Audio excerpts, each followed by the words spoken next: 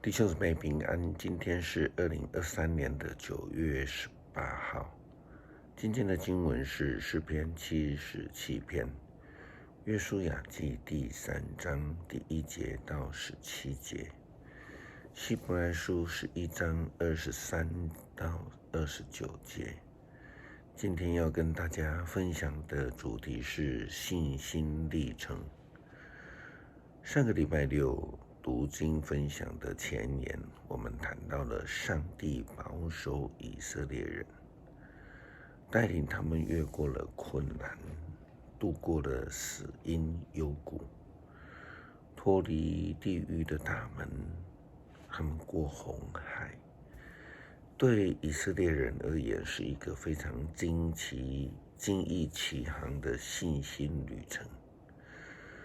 坦白说，若不是因为上帝的怜悯恩典，以色列人就没有办法可以度过这个大困难。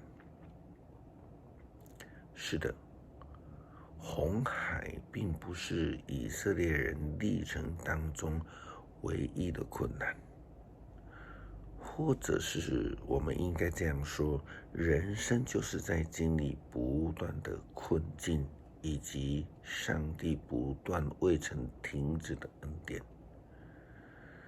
虽然我们说信心是慢慢被建立起来的，但是没有人知道下一个困境是否能够靠自己的信心胜过。因此对上帝的信心就非常的重要。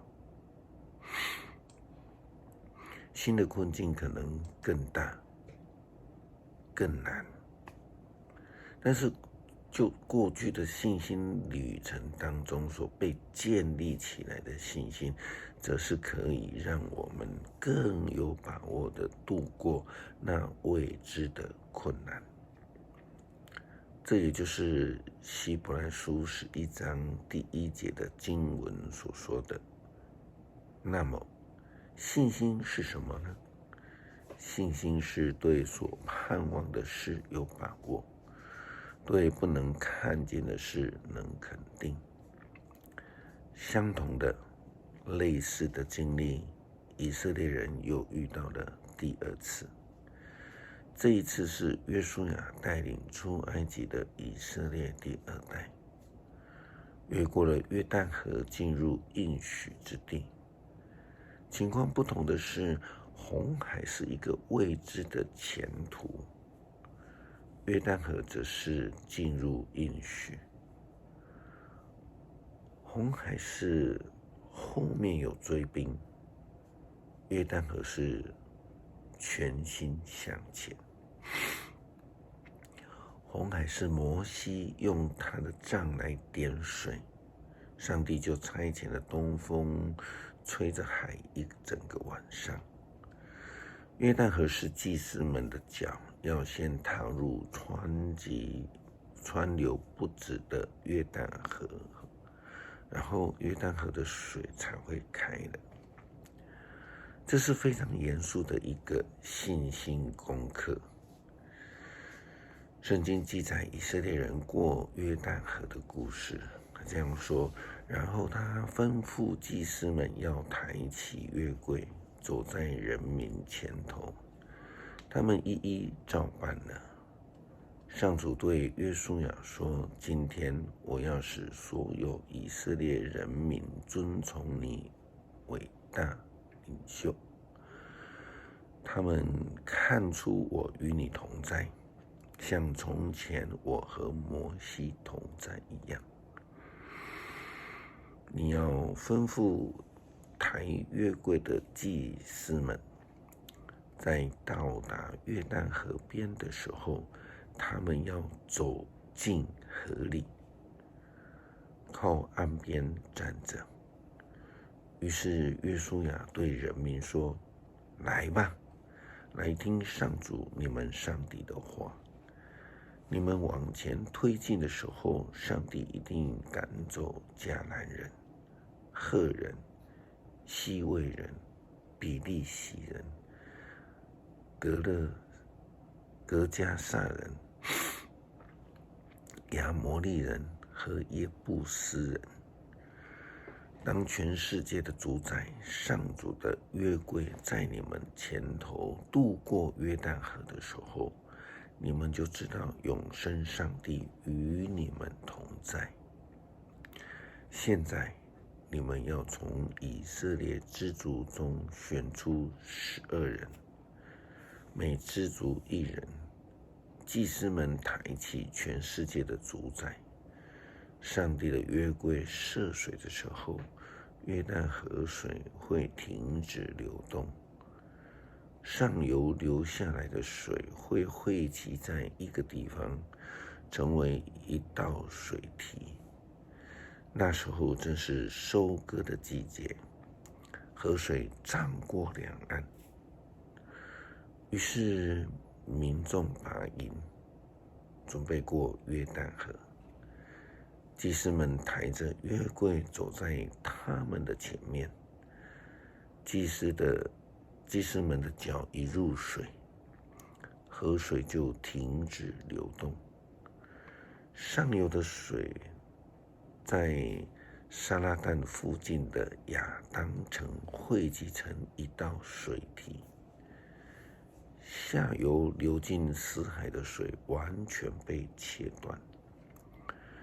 于是民众就从耶利哥的对岸附近过去。当以色列人民走过没有水的河床时候，祭司们抬着上主的约柜，站在约旦河中间的干地上，等所有的人民都过去了。希伯来书第11章23节到29节提到了摩西的父母的信心，他们如何勇敢地违抗当时候法老王的命令。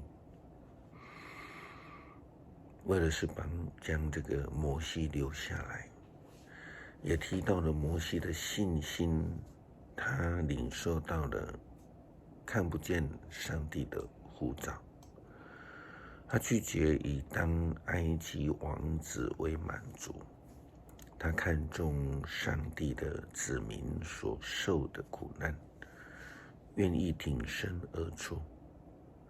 就如同我们前面所说的，以色列人遇过这个约旦河，也是一个严肃的信心功课。圣经记载说，由于信心，摩西出生后，他的父母看见婴儿俊美，把他隐藏了3个月。他们不怕王的命令。由于信心，摩西长大了，拒绝被称为埃及公主的儿子，他宁愿跟上帝的子民一同受苦，不愿在罪恶中享受片刻的欢乐。在他的眼中，为弥赛亚受凌辱比埃及所有的财宝更为可贵，因为他盼望着将来的奖赏。由于信心，摩西离开了埃及，不怕王的震怒，因为他似乎看见了眼睛所看不见的上帝，坚忍到底，不肯回去。由于信心，他设立逾越节，并吩咐将血洒在门上，使那执行毁灭的天使不至于杀了以色列人的长子。由于信心，以色列人得以渡过红海，好像走在干地上。埃及人一试，水就把他们淹没了。这就是信心的历程。我们看到摩西、约书亚、以色列人经历过了红海，他们后来也经历约旦河奇异的信心历程。基督徒其实也是如此，我们每时每刻都在经历上帝的同在，让我们在面对困境的时候，能够凭借着信心来得胜，得以越过我们的困境。诗篇77篇，苦难时的安慰。我向上帝哀求，我高声呼叫，他垂听了我。患难的时候，我祈求主，我整夜举手祷告，但得不到安慰。我思念上帝时，不禁叹息。我沉思默想，总觉得沮丧。他不让我安眠，我愁烦不安，不能说话。我想起过去的日子，追忆以往的岁月。我整夜沉思，我默想，自问：难道主永远丢弃我们？难道他不再喜欢我们？他的慈爱永远消失了吗？他的应许代代失效了吗？难道上帝忘了开恩？难道愤怒已取代了他的怜悯？于是我说，最使我伤心的是，至高上帝能力已经改变了。上主啊，我要纪念你伟大的作为，我要回忆你往日所成就的奇事，我要沉思你一切的工作，我要默想你大能的作为。